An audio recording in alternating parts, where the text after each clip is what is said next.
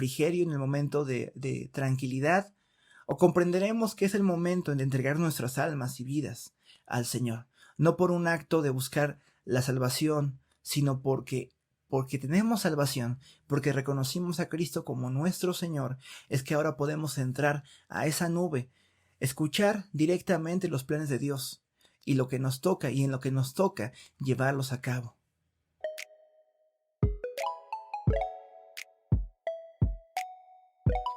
Hola, ¿qué tal? Muy buenos días, tardes o noches.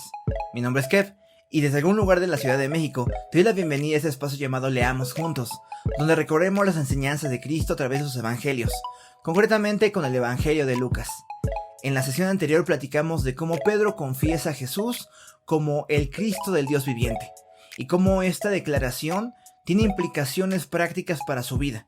Tiene que negarse diariamente, tomar su cruz y seguirle solamente a Él. El día de hoy seguiremos con la lectura en donde nos quedamos, en el capítulo número 9 de Lucas. Vamos a leer a partir del versículo 28 al 36. Y sin más dilación, iniciemos. Y como 8 días después de esas cosas, Jesús tomó con él a Pedro, a Juan y a Jacobo, y subió al monte a orar. Mientras oraba, la apariencia de su rostro se hizo otra, y su ropa se hizo blanca y resplandeciente. Y de repente 2 hombres hablaban con él, los cuales eran Moisés y Elías, quienes aparecieron en gloria. Hablaban de la partida de Jesús que él estaba a punto de cumplir en Jerusalén. Pedro y sus compañeros habían sido vencidos por el sueño, pero cuando estuvieron bien despiertos, vieron la gloria de Jesús y a los 2 varones que estaban con él. Y al retirarse ellos de él, Pedro dijo a Jesús: Maestro, es bueno quedarnos aquí. Hagamos 3 enramadas, una para ti, otra para Moisés y otra para Elías. Pero Pedro no sabía lo que decía. Entonces, mientras él decía esto, se formó una nube que los cubrió, y tuvieron temor al entrar en la nube. Y una voz salió de la nube que decía: Este es mi hijo, mi escogido, oigan a él. Después de oírse la voz, Jesús quedó solo. Ellos mantuvieron esto en secreto, porque aquellos días no contaron nada de lo que habían visto. Y oremos. Padre eterno, gracias por tu amor, por esta bella lectura, Señor, que a través de tu siervo Lucas, Señor, tenemos a nuestro alcance ahora, Señor. Te agradecemos, Señor, porque es el trabajo de muchos hermanos que se esforzaron hasta la muerte, incluso algunos de ellos, para que tuviésemos tu palabra en nuestro idioma. Te pedimos que hagas que apreciemos este esfuerzo, que apreciemos la labor de tu Espíritu Santo que está aquí, llamándonos a que cambiemos de vida, y que hagamos, Señor, los cambios suficientes, Señor, pertinentes para que podamos cumplir tu palabra. En el nombre de mi Señor Jesús, te pido y te agradezco esto. Amén y amén. Una situación completamente fuera de cualquier expectativa. Jesús manda a 3 de sus discípulos, a Jacobo, a Juan y a Pedro, a seguirle, y van a un monte. En ese monte, ellos quedan dormidos de cansancio. Es algo que se va a repetir en alguna otra ocasión más adelante. Spoiler. Y entonces aparecen 2 varones más junto con Jesús. Además de que Jesús aparece con una nueva apariencia, con su rostro resplandeciente y vestiduras blancas. Los otros 2 varones, que están con una apariencia similar, son por una parte Moisés y Elías. Acontecimientos increíbles que quizás pasen por inadvertidos de esta narración es que Moisés, antes de morir, se le dijo que no iba a pisar la tierra prometida. Por su desobediencia, por la forma en que actuó, él iba a sufrir ese castigo. Pero aquí, en el Nuevo Testamento, a partir de la venida de Cristo, todas las personas que creyeron en él, en que iba a venir un Mesías, son redimidas. Y ese es un perfecto ejemplo de ello. Moisés, en teoría, no iba a pisar nunca la tierra de Canaán.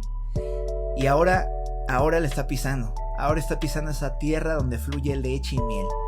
Por primera vez, él, ahora, después de haber muerto y estado con el Señor, porque el Señor dice: soy Dios de vivos y no de muertos, ahora sí que puede disfrutar de esta bendición. Pero lo increíble, lo hermoso, es que para Moisés el descanso no fue precisamente poner su pie en la tierra prometida, sino poder estar cara a cara, frente a frente con su Señor. En este momento está teniendo un diálogo bastante elevado, acerca de la partida de Jesús. Jesús había anunciado ya que iba a ser entregado, y de eso conversan Elías, Moisés y él mismo. Este es como el gran acontecimiento de esta narración. Estos dos hombres siendo transformados a la imagen de su Señor y dando como testimonio de lo que va a pasar con nosotros algún día cuando estemos en su presencia. Estaremos con una apariencia nueva, sí física, sí en este caso Pedro tenía razones visibles para pensar que ellos necesitarían de una ramada, y eso significa que ellos tienen cuerpos físicos. Pero vayamos a Pedro, que finalmente es el protagonista de esta historia, desde cierta perspectiva. Él propone esta idea de: ¿qué te parece, Señor, si hacemos enramadas para ti, para Moisés y para Elías? Esto es maravilloso, este tiempo es bueno, quedémonos aquí. Dice estas cosas que parecen bien razonables. Si tú vieras al Señor Jesús, creo que estarías muy tentado de lo poco que tienes, construir algo para que se sienta cómodo. Es como la inquietud de Pedro en este momento. Lo que me resulta hasta gracioso es que al final de lo que dice Pedro, hay una frase muy curiosa que dice: pero Pedro no sabía lo que decía. Pedro, a pesar de su muy buena intención de darle un lugar cómodo a Elías, a Moisés y a Jesús, él no sabía lo que decía. Para empezar, él estaba interrumpiendo una conversación, como mencioné, muy elevada, que tenía que ver con el sacrificio de Cristo, con su partida. Está Moisés, Elías y Jesús platicando de este asunto primordial para el pueblo judío y para la humanidad.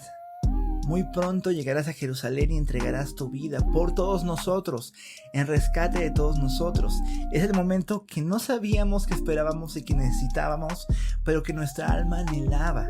Y Pedro, un terrenal en ese momento, se preocupa por: quedémonos aquí, pongámonos cómodos, disfrutemos de este momento espiritual. Una cosa muy similar a la que a veces hacemos nosotros cuando Dios está dando una orden o una indicación o hay un plan específico para ir a hacer una misión importante, como ir a predicar, a orar por otros. Quizás preferimos quedarnos en nuestra comodidad, armar nuestro templo para descansar, nuestras casas, y no preocuparnos por el templo espiritual, la iglesia espiritual que quiere, que necesita conocer más de Él. Era una prioridad para Jesús hablar de este tema, pero para Pedro no. Para Pedro su prioridad era disfrutar el momento. Por así decirlo, era una María que ahora estaba pecando de pereza, de contemplación, cuando ahora se necesitaba de una Marta que trabajase, que comprendiera que era el momento de entregarse completamente. Pedro y probablemente los otros no lo entendían, pero en eso estaba Pedro, en ese pensamiento de darle una enramada a cada uno de los personajes y permanecer allí, cuando hay una voz desde el cielo. Hay una nube hermosa en ese monte que nos remonta a otra nube que hubo en el Antiguo Testamento y en donde también participó Moisés. Y en esta nube sale una voz que dice: este es mi hijo, a él obedeced, a él seguid. Recordamos que hace muchos siglos atrás, Moisés protagonizó una historia similar. Dios, desde el monte, se escuchaba una voz terrible, tremenda, y los animales que intentaban pasar al monte caían muertos. Y el pueblo decía: por favor, que ya no hable a nosotros esa voz tan terrible. Intermedia tú entre nosotros y Dios. Nuevamente Moisés está allí, y los apóstoles se maravillan, pero también se espantan y tienen miedo de entrar a esa nube que demuestra gloria, santidad y poder, y que quizás en su interior el miedo que tenían era debido a que sabían exactamente que ellos no eran nada comparado con esa majestad y santidad. Pero recordando, haciendo el paralelismo con aquel pasaje en el monte, Dios quería hablarle a su pueblo, como Dios quería mostrarle a los apóstoles una revelación extraordinaria. Lo que los apóstoles y el pueblo tenían que hacer era entrar a esa nube. Nadie, ni siquiera Moisés ni Elías, era digno de estar en esa nube. Moisés tuvo un poco más de fe que los demás, pero no implica que él fuera perfecto en sus caminos. Implica que era santo, que Dios lo había apartado para sus propios negocios, al igual que todo el pueblo. Todo el pueblo pudo haber entrado a esa nube. Lo interesante aquí es que nuevamente está la oferta hacia los apóstoles y hacia nosotros. ¿Entraremos a la nube o daremos un paso atrás? ¿Nos quedaremos solamente descansando y pensando en el refrigerio, en el momento de tranquilidad? ¿O comprenderemos que es el momento de entregar nuestras almas y vidas al Señor? No por un acto de buscar la salvación, sino porque tenemos salvación, porque reconocimos a Cristo como nuestro Señor, es que ahora podemos entrar a esa nube, escuchar directamente los planes de Dios y lo que nos toca, y en lo que nos toca llevarlos a cabo. Por último, este hecho extraordinario solamente fue un instante. ¿Qué más hubiéramos querido todos permanecer en ese momento, quedarnos, que Jesús no se hubiese sacrificado por el asunto de evitarle a él su sufrimiento? Pero Jesús sale de esa nube de contemplación, de gloria, y se pone a trabajar, y se pone a hacer la voluntad del Padre, y le pide a otros que por el momento callen, que no digan, porque él era el único que iba a determinar cuándo iba a entregar su vida. Pero sí que había que tener una respuesta con ello, y lo vimos en el pasaje anterior. Si Jesús es el Hijo de Dios, el Mesías, implica que nuestras vidas deben negarse a sí mismas, tomar su cruz y seguirle a Él. Es mucho más que quedarnos en nuestros templos, en nuestra zarza, en nuestra nube, en el momento de gloria. Es inclusive salir de allí y hacer nuestro trabajo. Y terminamos con esto la sesión del día de hoy. Gracias por estar atento a las grabaciones y los videos que estoy subiendo. Por favor, denle clic en la campanita allí en YouTube para informarse cuando salga un nuevo video y no los agarre desprevenidos y todo aquello. También compartan este video con aquellas personas que crean que les puede ser de utilidad.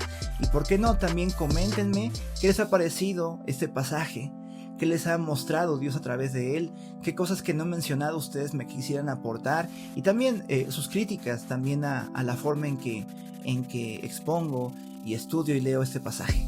Estaré encantado de leerles y también de mejorar gracias a ustedes.